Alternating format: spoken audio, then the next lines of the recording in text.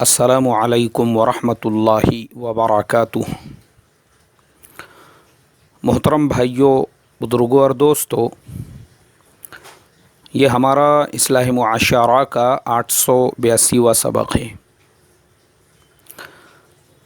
محترم دوستو، انشاءاللہ آج مغرب سے رمضان المبارک کے مبارک مہینے کی شروعات سارے عرب ملکوں میں، یوروپین ملکوں میں، امریکاز وغیرہ میں ہو جائیں گی انشاءاللہ۔ اللہ کا کروڑہ درجے کرم ہوا، احسان ہوا، اتنی برکتوں والا مہینہ اللہ تبارک و تعالی نے ہم کو عطا فرمایا۔ بہت ساری باتیں ہیں، میں آپ تمام لوگوں کے ساتھ میں شیئر کرنا چاہتا ہوں۔ سب سے پہلی چیز تو یہ ہے کہ دیکھو، ایک زمانہ وہ تھا غربت کا، افلاس کا، فاقہ کشی کا۔ مجھے یاد ہے میرے بچپن میں، چونکہ ہم لوگ گجرات میں پڑھتے تھے، تو میں صرف رمضان کا ایک مہینہ اور اس سے پہلے کے جو ہے ایک دو چار دن اور اس کے بعد کے دو چار دن ہی اپنے گاؤں میں رہتا تھا فیملی کے ساتھ میں۔ باقی سال بھر تو ہم مدرسے میں رہتے تھے۔ تو وہ زمانہ ایسا ہوا کرتا تھا کہ پینڈ کھجور، جو آج کے زمانے کی کچی کھجور ہے، تو یہ کھجور بڑے مشکل سے میسر ہوتی تھی، ورنہ لوگ کیا کرتے تھے، وہ جو سوکھی کھجور ہے اس کو پانی میں بھگوتے تھے، اس کو رکھا جاتا تھا باضابطہ پانی میں بھگنے کے لیے، اور اس کے بعد وہ کھجور نرم ہو جاتی تھی تو پھر اس سے روزہ افطار کیا جاتا تھا۔ پھل فروٹ وغیرہ جو اللہ نے آج فراوانی کی ہے، بہت کم جو چیزیں گاؤں میں پیدا ہو گئی یا گاؤں کے باغات میں جو ملتی تھی یا گاؤں کے بازار میں جو ملتی تھی، اسی پہ افطار کیا جاتا تھا۔ اب آج تو ایسا ہو چکا ہے، اللہ نے مسلمانوں کو مال سے، دولت سے، نعمتوں سے اتنا نوازا ہوا ہے کہ ایک ایک افطار کا دسترخوان وہ 15 اور 20 ہزار روپیے کا ہوتا ہے۔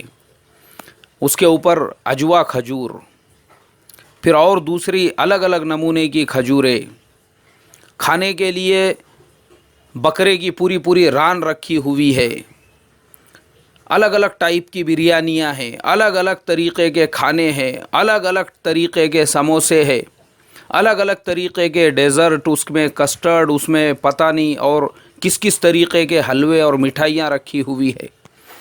آج میرے محترم بزرگوں دوستو، اللہ نے یہ جو نعمتیں ہم کو عطا فرمائی ہے، میں دعا کروں گا اللہ ہم کو اس کی قدردانی کرنے کی توفیق عطا فرمائے۔ آج بھی میرے محترم دوستو، شہروں کا انڈیا الگ ہے، گاؤں کا انڈیا الگ ہے۔ شہروں میں جو انڈیا بستا ہے، اللہ نے اس کو بہت نوازا ہوا ہے، ان کو کسی چیز کی کمی نہیں ہے۔ ان کی ایک ایک افطار میں جو خرچ ہوتا ہے، گاؤں کھیڑے کے اندر دو چار گھر، ان کا مہینے بھر کا خرچ ہوگا اس کے اندر، مطلب مہینہ بھر اتنے کے اندر وہ اپنے گھر کے اندر اناج پانی لا سکتے ہیں، ان کا گزر بسر ہو سکتا ہے، جتنا بڑے شہروں کے اندر ایک ایک وقت کی افطار پہ خرچ کر دیا جاتا ہے۔ لیکن افسوس اس لیے ہوتا ہے جو ہم نعمتوں کی ناقدری کرتے ہیں۔ مئی کا مہینہ چل رہا ہے اور رمضان بھی مئی میں آ رہے ہیں، ہمارے ملک میں شدت کی گرمی کا وقت ہے۔ افسوس اس لیے ہے میرے محترم دوستو، رات میں مغرب کی نماز کے بعد میں اپنی بائک کے اوپر اپنے رشتہ داروں کو، ان کو بس اسٹینڈ پہ چھوڑنے کے لیے جا رہا تھا، تو ایک روڈ پہ میں نے دیکھا کہ ایک بلڈنگ ہے، اس میں جو حوض ہوتا ہے پانی کا، اس کا اوور فلو مطلب حوض پورا بھر گیا ہے، وہ بھرنے کے بعد جو اوور فلو جو پانی گرتا ہے وہ روڈ پہ بہہ رہا ہے، اور بہتے بہتے وہ کم سے کم 1 کلومیٹر تک نکل چکا ہے، وہ پانی پورے روڈ پہ پھیل چکا ہے۔ اور اس کے بعد میں ان کو چھوڑ کر جب واپس آ رہا تھا، کم سے کم مجھے گھنٹہ 1.5 گھنٹہ ہو گیا، اللہ معاف کرے وہ پانی اسی طریقے سے بہہ رہا ہے۔ بے ہوش ہے قوم، جو بلڈنگ والے ہیں، جن کے یہاں پہ اوور فلو ہو رہا ہے، ان کو رتی برابر بھی اس چیز کا احساس نہیں ہے کہ یہ پانی اللہ تبارک و تعالیٰ کی کتنی بڑی نعمت ہے، کتنی بڑی نعمت ہے کہ اسی پانی کے واسطے گاؤں میں، دیہاتوں میں، کھیڑے پاڑوں کے اندر، ملک کے ایسے علاقے جہاں بارش نہیں ہو رہی ہے، وہاں کی مستورات 4 کلومیٹر کا سفر طے کر کے کنووں کے باہر لائن لگا کے کھڑی ہوئی ہے، اور پچھلے سال کئی مستورات کی، کئی عورتوں کی جو جانیں گئی وہ صرف ایک مٹکا پانی کے لیے، ایک مٹکا پانی کے لیے کنویں کے نیچے تک اترنا۔ میں ابھی ایک نیوز پڑھ رہا تھا، کسی علاقے کے اندر ایک کنواں ہے اور اس کنویں کے اندر 1 گھنٹے کے بعد ایک مٹکا بھر کے پانی آتا ہے، اس کے لیے لائن لگی ہوئی ہے۔ 1 گھنٹے میں وہ 1 مٹکا پانی آئے گا۔ عورتیں رات میں بھی 2-2 3-3 بجے اس کنویں کے سامنے لائن لگا کے کھڑی ہوئی ہے۔ میرے محترم بزرگوں، ایک طرف پانی کے لیے اتنی قلت، اور جن کو پانی میسر ہے شہروں کے اندر، وہ ایسی ناقدری کر رہے ہیں پانی کی، ان کو رتی برابر۔ اچھا، اس میں اسے مستی کہتے ہیں، مستی۔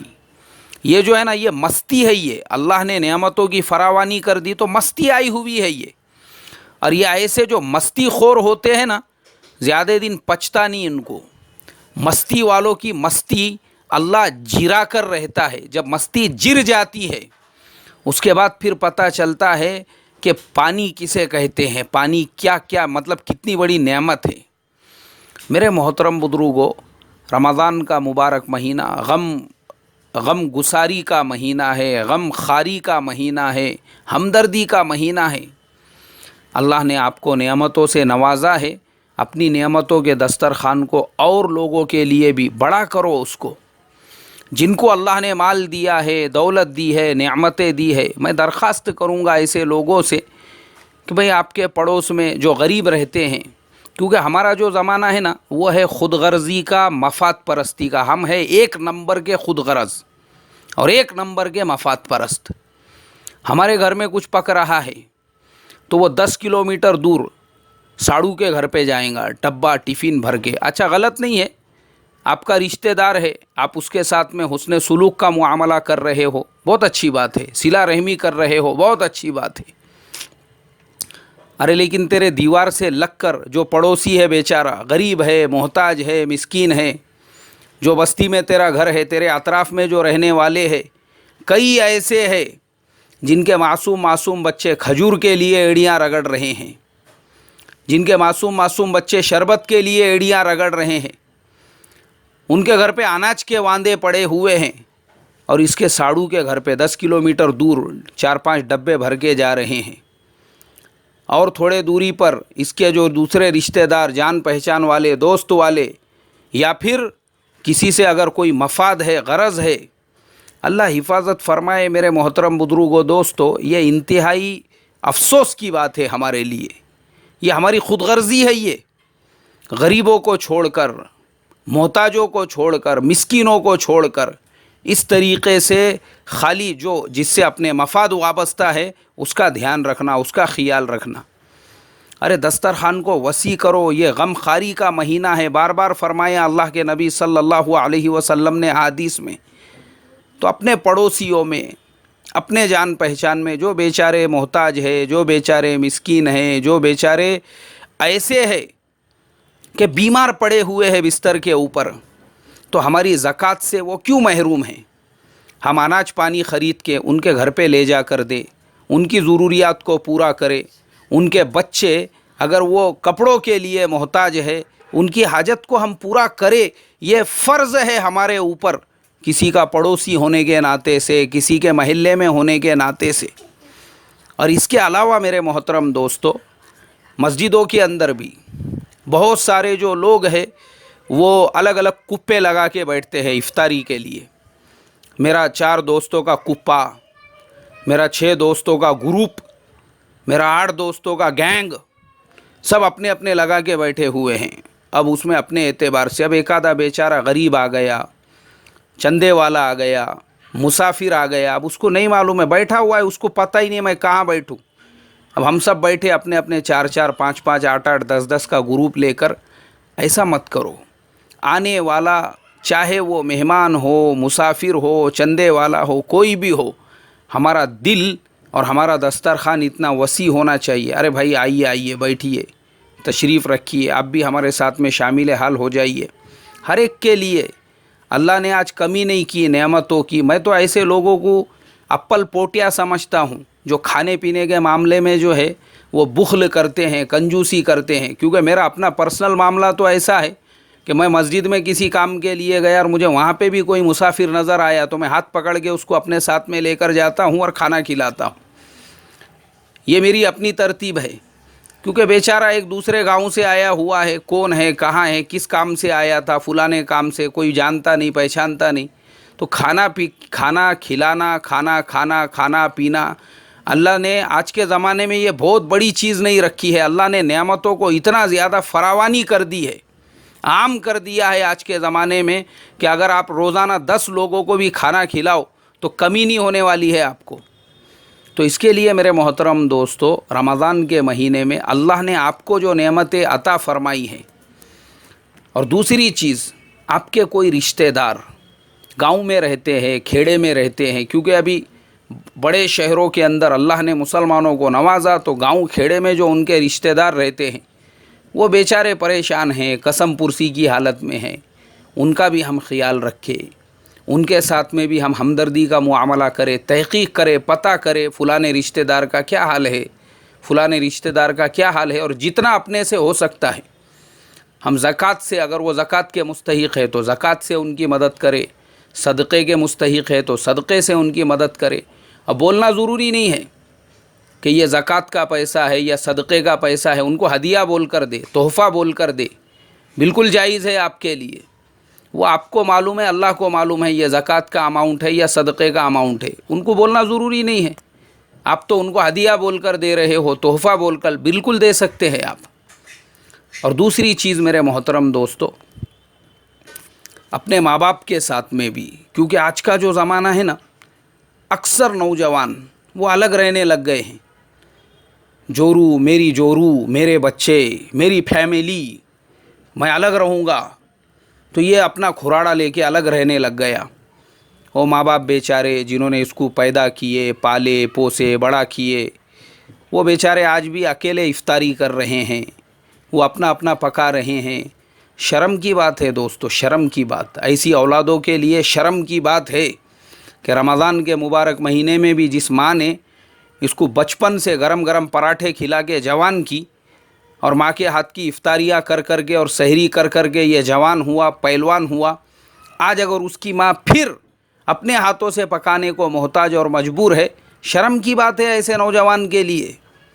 تو اس کے لیے میں درخواست کروں گا ہمارے یہ جو نوجوان ہیں، اپنا اپنا کھراڑا لے کے جو الگ رہنے والے، میری جورو، میرے بچے، میری فیملی، تو کم سے کم رمضان کے اس مبارک مہینے میں اپنے ماں باپ کے گھر پہ بھی جھانک کر دیکھے باپ کا کیا حال ہے، ماں کا کیا حال ہے، اماں ابا کے پاس میں سحر کا، افطار کا انتظام ہے یا نہیں ہے.